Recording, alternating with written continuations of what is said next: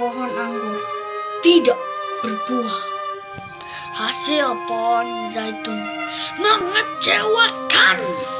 Sekalipun ladang-ladang tidak menghasilkan bahan makanan, kambing, domba terhalau dan tidak ada lembu, sapi di dalam kandang. Namun aku akan bersorak-sorak di dalam Tuhan, beria-ria di dalam Allah yang menyelamatkan aku. Allah Tuhanku, itulah kekuatanku. Ia membuat kakiku seperti kaki rusa. Ia membiarkan aku berjejak di bukit-bukitku. Saya Alexander, salam Habakuk.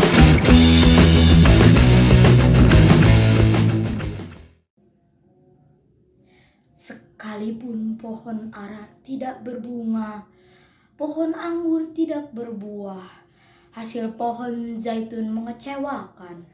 Sekalipun ladang-ladang tidak menghasilkan bahan makanan, kambing domba terhalau di kurungan, dan tidak ada lembu sapi dalam kandang.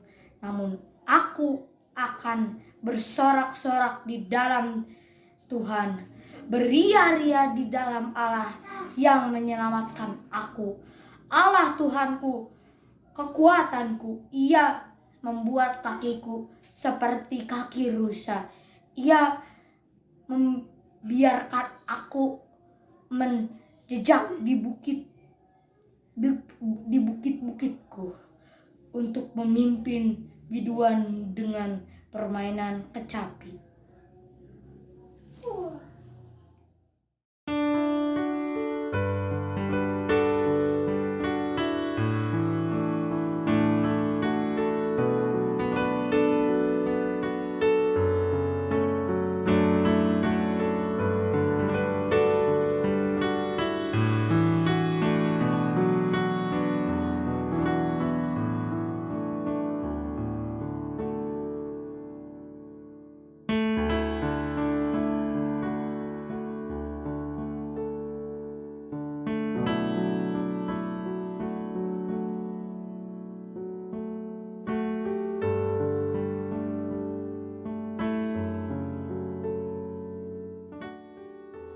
Halo, nama saya Sreyan, kelas 3A, nomor absen 24. Saya akan membacakan puisi yang diambil dari kitab Habakuk. Habakuk, pasal 3, ayat 17 sampai 19. Sekalipun pohon ara tidak berbunga, pohon anggur tidak berbuah, hasil pohon zaitun mengecewakan. Sekalipun ladang-ladang tidak menghasilkan bahan makanan, kambing domba terhalau dari kurungan, dan tidak ada lembu sapi dalam kandang. Namun aku akan bersorak-sorak di dalam Tuhan, beria-ria di dalam Allah yang menyelamatkan aku. Allah Tuhanku, itu kekuatanku. Ia membuat kakiku seperti kaki rusa. Ia membiarkan aku berjejak di bukit-bukit. Terima kasih.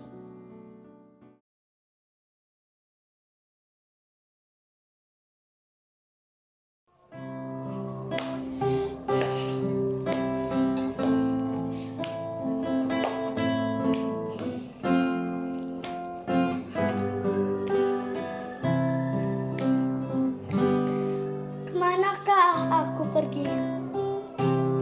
Kemanakah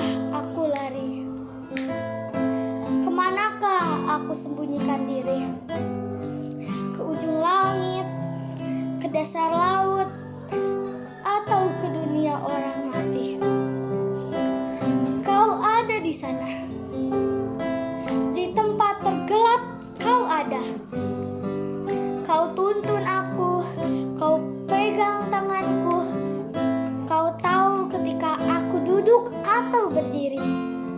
Kau memeriksa aku, segala jalanku kau maklumi. Sebelum lidahku berkata-kata, kau mengetahuinya. Kau yang membentuk buah pinggangku, kau yang menenunku dalam kandungan ibuku. Kau yang melihat ketika aku masih bakal anak.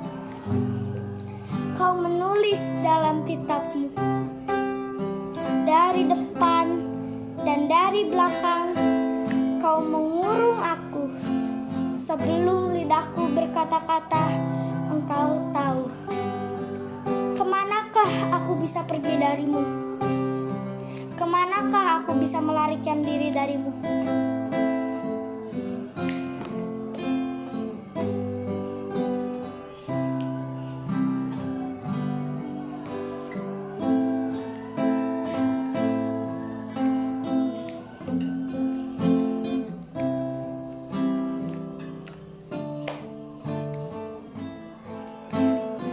Aku takkan bisa, aku tak mampu.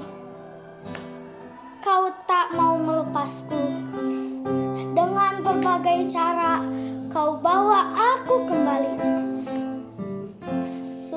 Sungguh ajaib karyamu, dahsyat perbuatanmu.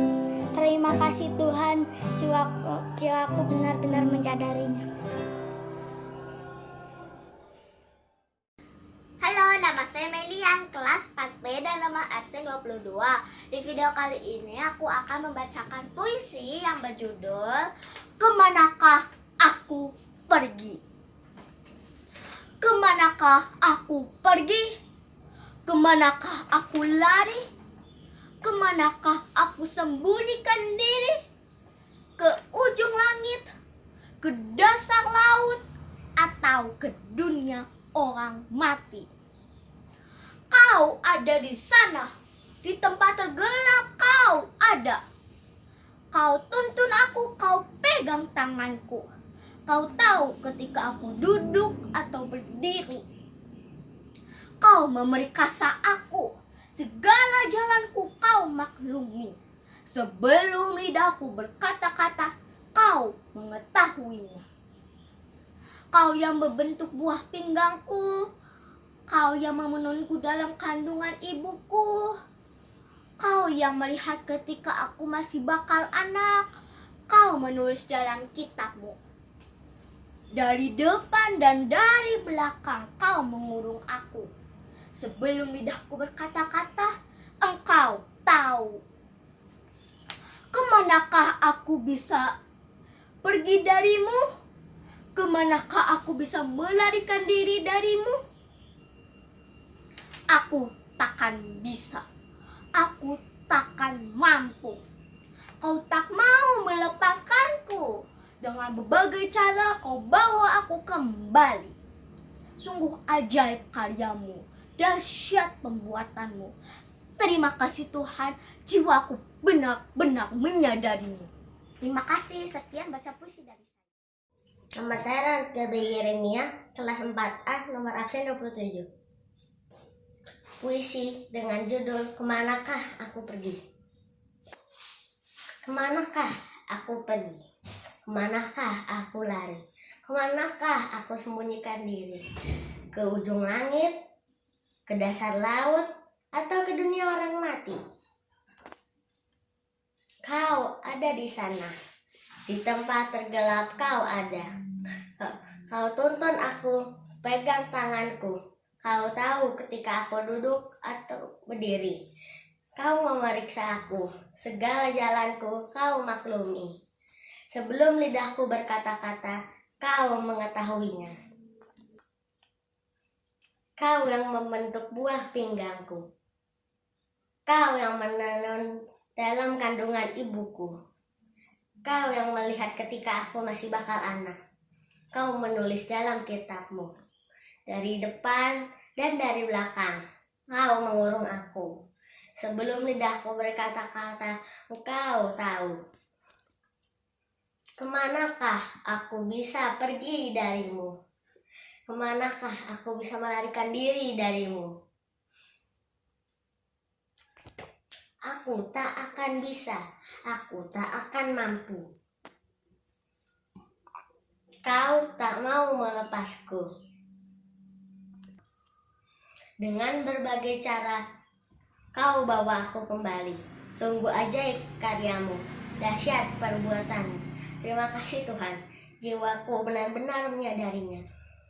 Terima kasih.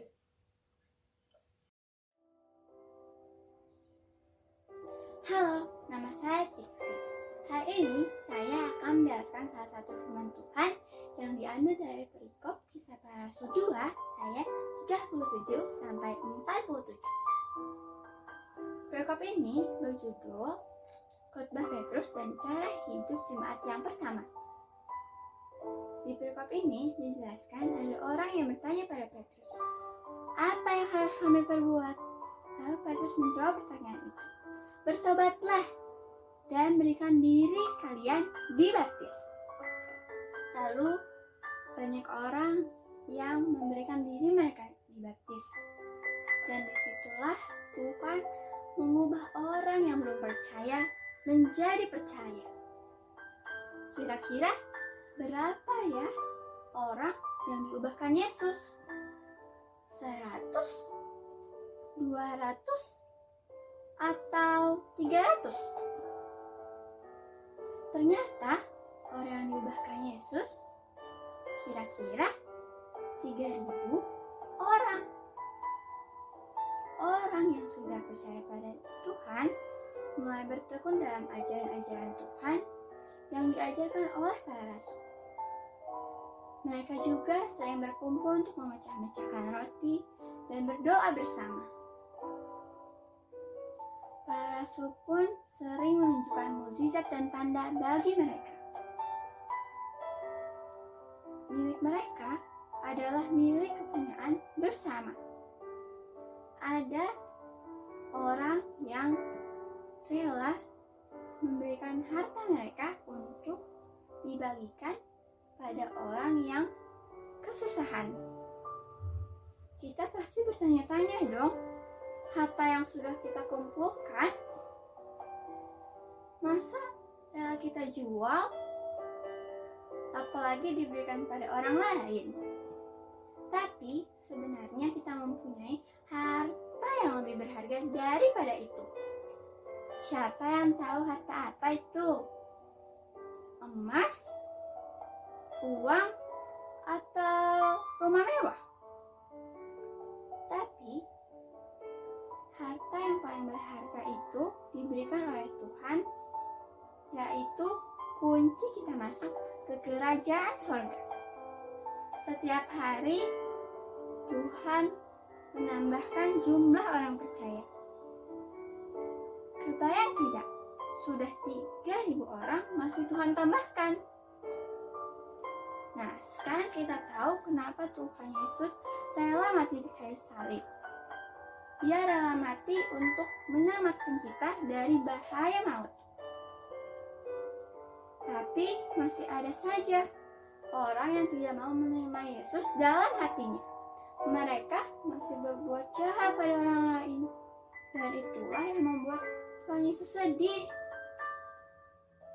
Sekarang, ayo kita ajak teman-teman kita, keluarga kita, dan tetangga-tetangga kita agar yang belum percaya menjadi percaya. Dengan cara beribadah online, membaca Alkitab, dan berdoa. Sekarang saya akan mengajak kita semua berdoa. Yang pertama, untuk orang yang belum bisa percaya pada Tuhan agar tergerak hatinya untuk percaya. Yang kedua, untuk orang yang sudah percaya supaya setia. Dan yang ketiga, untuk pandemi virus corona ini supaya cepat berakhir agar kita bisa bertemu dan beraktivitas seperti biasa. Ayo kita berdoa. Tuhan, sekarang kami datang kepadamu untuk memohon supaya teman-teman kami atau orang yang di dekat kami yang belum percaya supaya mereka percaya, dan orang yang sudah percaya tetap setia. Dan untuk pandemi virus corona ini supaya cepat berakhir dan kami bisa beraktivitas seperti biasa lagi dan bertemu dengan teman-teman kami, guru-guru kami, dan orang yang ada di dekat kami. Hanya di dalam namamu kami berdoa. Amin. Sekian penjelasan dari saya. Semoga bermanfaat dan tetap setia pada Tuhan ya. Terima kasih. Nama saya Kesia. Kali ini saya akan menceritakan Lukas 5 ayat 1 sampai 11. Nah, pada suatu hari di pantai Genesaret datanglah Yesus. Ia sedang melihat-lihat pantai itu dan ada orang banyak yang mengikutinya berbondong-bondong. Lalu, ia saat mengajar melihat 2 perahu terdapat di tepi pantai. Lalu ia menaiki satu perahu, yaitu perahu Simon. Lalu Yesus berkata, "Simon, tolakkanlah kapalmu sedikit jauh ke dalam laut." Lalu Simon menolakkan kapalnya sedikit ke dalam laut. Lalu Yesus mengajar orang banyak di dalam perahu. Lalu Yesus berfirman lagi, "Simon, tolaklah kapalmu ke dalam laut."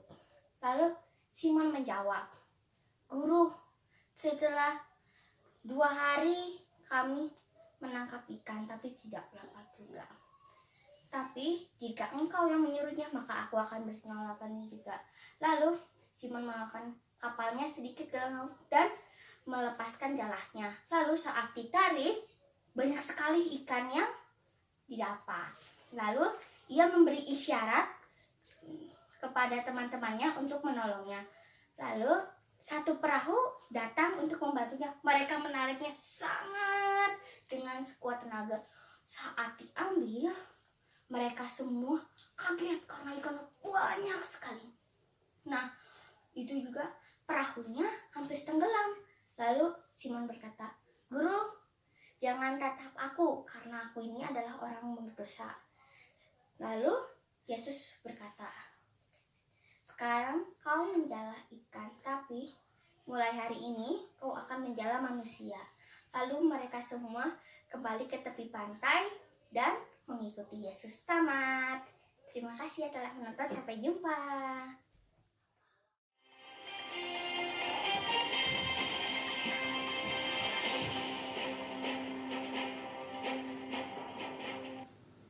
Selamat malam pemirsa, dari stasiun siaran Graha Puspa. Saya akan melaporkan kejadian yang telah terjadi lebih dari 2000 tahun lalu. Pada saat itu Yesus sedang berdiri di tepi danau Genesaret. Yesus adalah seorang guru yang terkenal, karena itu banyak orang berkerumun mengikuti Yesus. Yesus melihat ada 2 perahu yang tertambat di tepi pantai.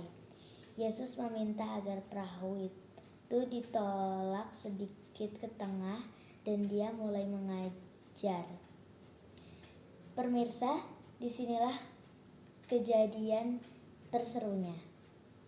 Setelah Yesus selesai mengajar, Yesus menyuruh Simon untuk bertolak ke tempat lebih dalam dan menebarkan jalannya.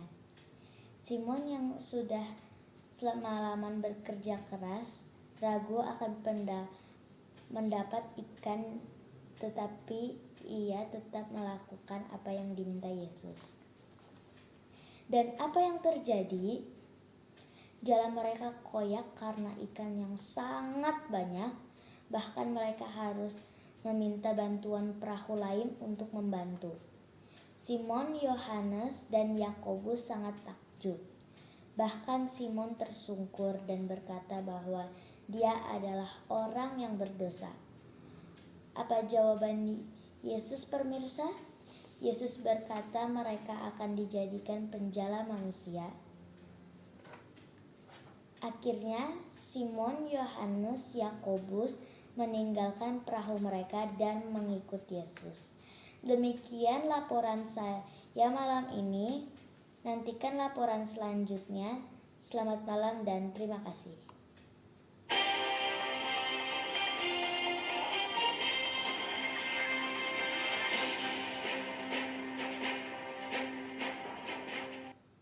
Bapak Ibu Guru yang terhormat.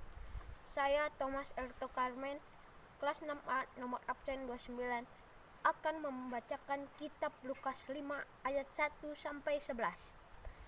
Inilah Injil Yesus Kristus menurut Lukas.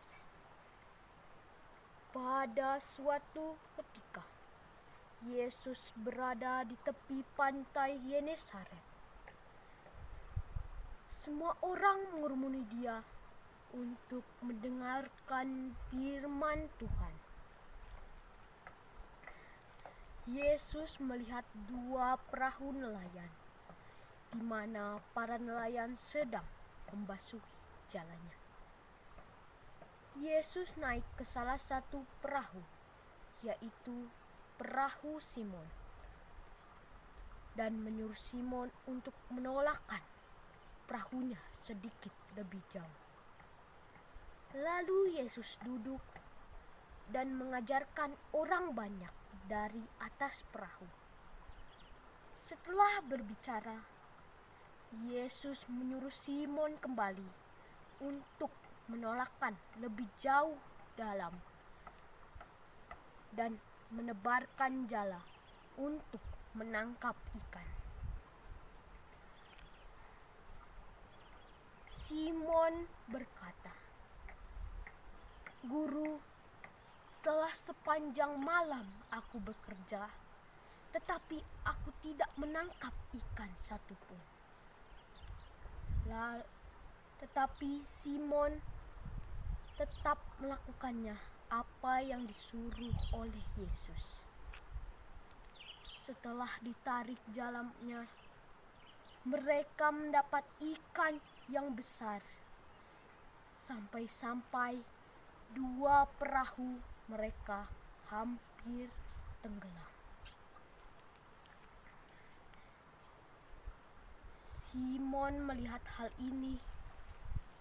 Simon tersungkur di hadapan Yesus dan berkata, "Guru, pergilah daripadaku, karena aku ini orang berdosa."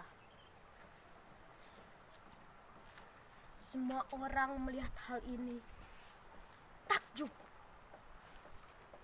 Lalu Yesus berkata,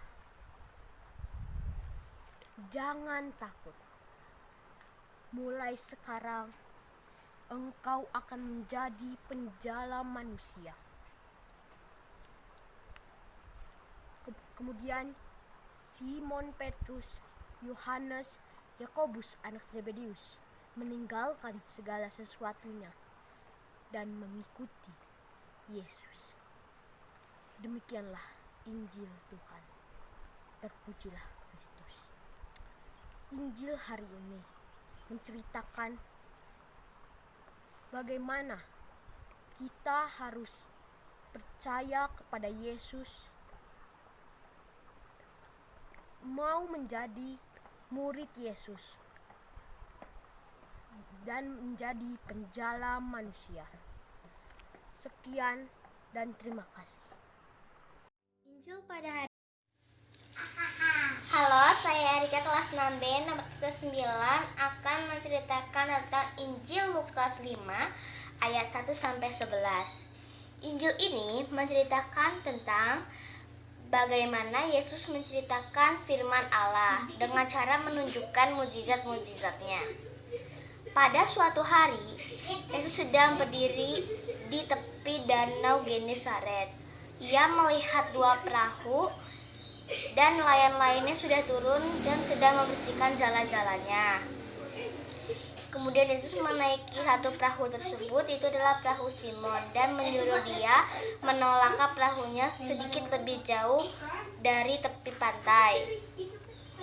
Setelah Yesus menyebarkan firman Allah, Yesus berkata kepada Simon, "Bertolaklah ke tempat yang dalam dan tebarkanlah jala-jalamu untuk menangkap ikan." Lalu Simon berkata, "Guru, kami sudah sepanjang malam menangkap ikan, tapi kami tidak mendapatkan hasil apapun. Tetapi karena Engkau berkata kepada kami, maka kami akan menurutimu." Lalu Simon dan Yesus pergi ke tempat yang dalam untuk menangkap ikan. Lalu Simon terkejut dan melihat banyak ikan. Lalu Simon tersungkur kepada Yesus dan berkata, "Yesus, pergilah daripadaku, sebab aku ini orang berdosa." Dan kata Yesus kepada Simon, "Janganlah engkau takut, pada sekarang ini engkau akan menjala manusia." Setelah mereka menghela perahunya ke darat, mereka pun meninggalkan segala sesuatu dan mengikuti Yesus. Jadi kesimpulannya adalah kita harus percaya kepada Yesus sebab mujizat-mujizat Tuhan Yesus itu adalah nyata.